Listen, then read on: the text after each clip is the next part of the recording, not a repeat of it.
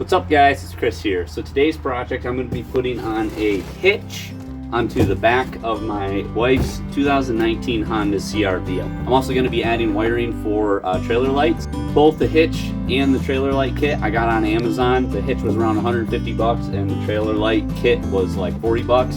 And they're both on Amazon Prime, so I ordered them yesterday, got them today. I love that. The CRV is only rated to tow like 1,500 pounds, so I'm thinking just like the fishing boat and small jet ski trailer, stuff like that. I want to be able to pull around with this rather than have to drive the truck everywhere.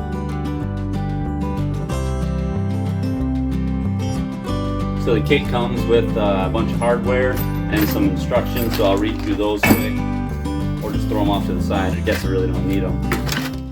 I don't need them until after the fact when I messed up. This is the Concha,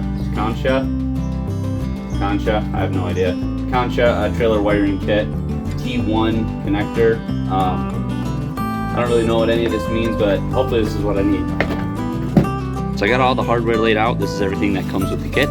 And I got the instructions here, but I don't need those. I'm a man, I can do it myself. So underneath the back of the vehicle, I am going to start by removing these rubber hangers for the back of the exhaust. I need to get the mufflers and everything to sit lower and hang lower. So there's a muffler on either side. So I'm going to remove both of these rubber hangers right here. And I'm going to spray a little silicone spray or some soapy water on it to help me slide them out.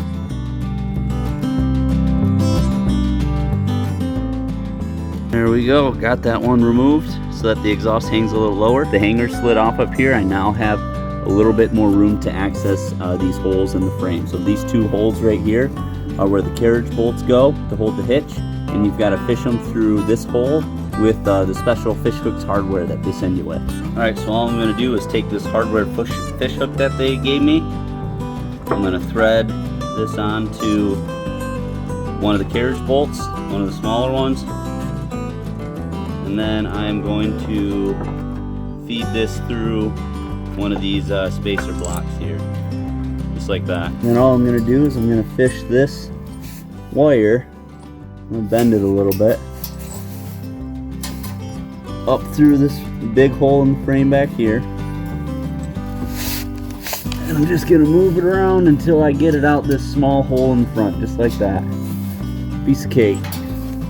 And then I got to get this hardware up through there as well.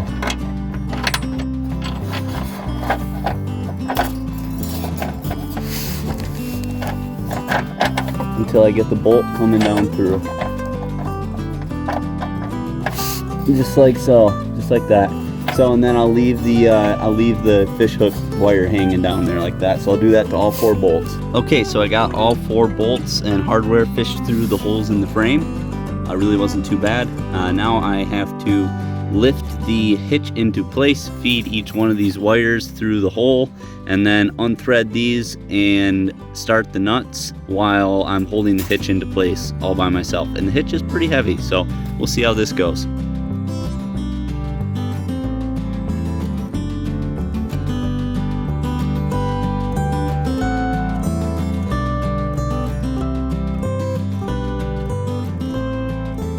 Whew, well, there's one.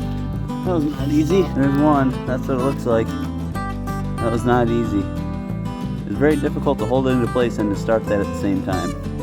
One other thing too I should mention is that these conical washers here go underneath the nuts when you're attaching the hitch to the frame, and you want the nubs on these conical washers to be facing the hitch.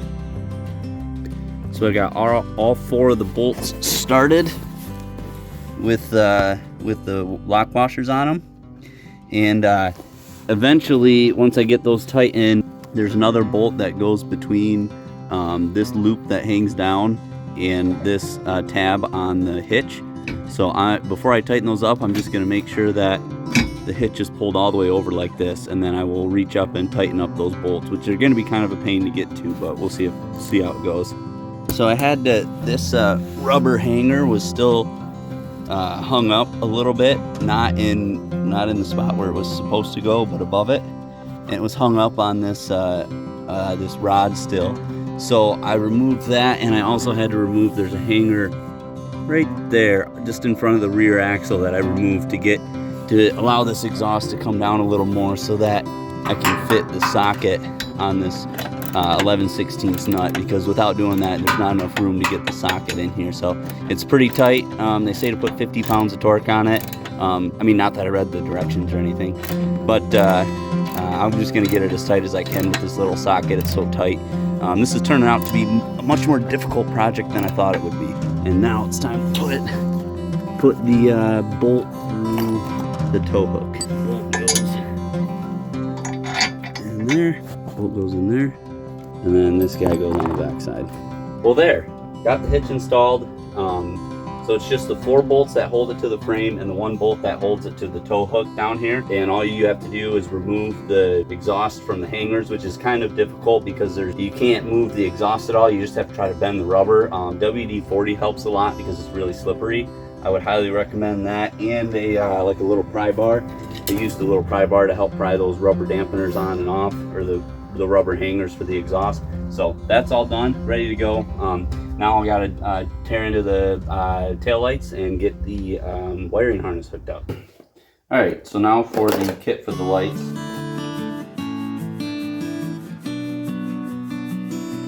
So I don't know exactly how this goes, but I'll just tear apart the back of the vehicle and figure out how it goes. Because remember, I don't need instructions. All right, so I'm gonna start by removing the floor out of the trunk here. Pop this guy out. And then I'm gonna remove this trim piece down here, just pulling up on it here. There we go. Next, I'm gonna use a small flathead screwdriver to pop this cover off behind this handle, which will reveal 2 Phillips screwdrivers in here that I'll remove with the screwdriver. Next, if you turn this hanger halfway, on the bottom side you'll reveal a little white plastic button. If you push that plastic button in, you can remove this whole hanger.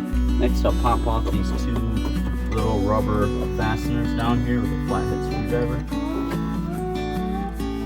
They just pull out. Next, I will carefully pop off this lower trim panel here. Now, I just got that lower piece started. I gotta pop this top piece off to create room. And then with that top piece removed and the bottom piece moved out, you should have room to pop this piece off.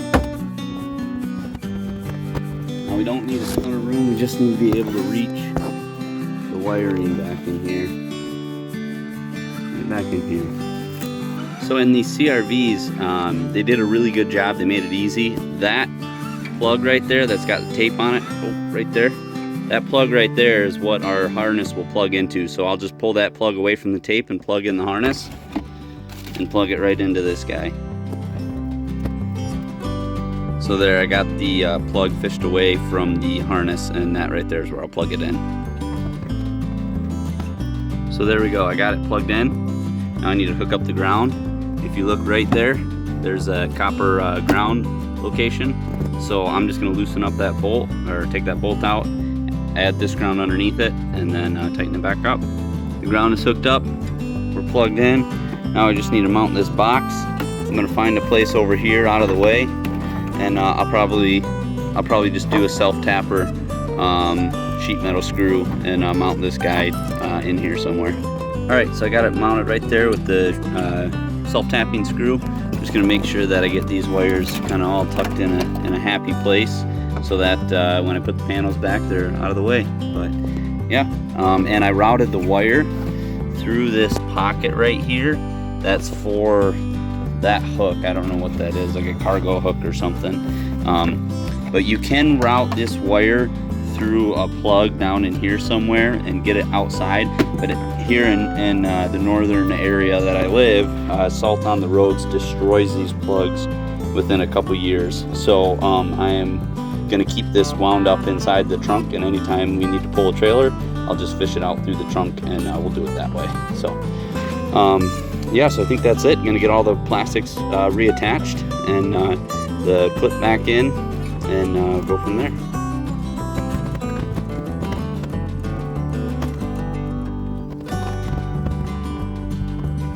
Alright, to get this clip back in, you just push in these little white pieces in, and then I believe it just pops into place. Yep, there we go.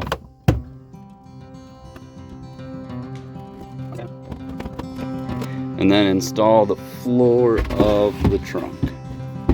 And then put all your wife's stuff back where it went. But there you go. It should be wired up. Oh, there's one more thing we gotta check. So under the driver's side dash, there's a fuse panel here. And you wanna make sure that fuse number 37 has 15 amp fuse. So on the right side here, there's labeled 13, 26, and 39. So I'm guessing, yeah, 1, 14, and 27. So this one's 39, 38, 37. We got a 15 amp fuse there. So we should be good. All right, it's time to test them out. This is my jet ski trailer. Just a few closing remarks to the video. First of all, thank you for watching. Second of all, I just want to say, if you're ever rewiring the trailer, get sealed LED lights. That bulbs won't run out, burn out, and they won't get filled with water, which would cause issues. And solder and shrink wrap all of your connections. Waterproof shrink wrap, just because I feel like every time I hook up to a trailer that doesn't have, that I didn't redo the lights in a really good way, there's always issues with getting them working, and it's just a pain in the butt. So it's worth it to me. Take the time, put some nice lights in it, rewire it with good soldered connections, watertight connections, so that every time you hook up to the trailer lights work. Now watch, I'm gonna go try it, and they're not gonna work. I actually haven't tested it yet, so we're gonna test it and see how it works. See red. All right, so we got running lights. Let's check brakes and blinkers.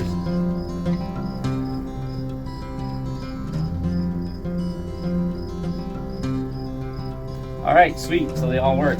So that's awesome. So that took me about 2 hours to get the hitch on and the wiring harness in. If you have jack stand or car ramps or something to get the car up in the air a little bit and a creeper on a concrete driveway, it definitely would have been easier.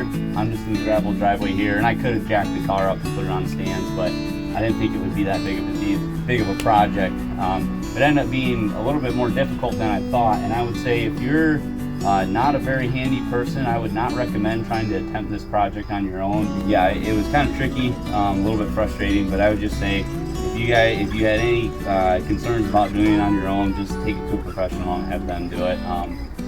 But yeah, thanks again for watching, and I hope this helps. I try to run through things quick and not waste a bunch of your time, because I hate YouTube videos that waste a bunch of time. So anyway, thanks for watching. Subscribe, like the video, comment if you have any questions, and I'll do my best to help. All right, we'll see you next time.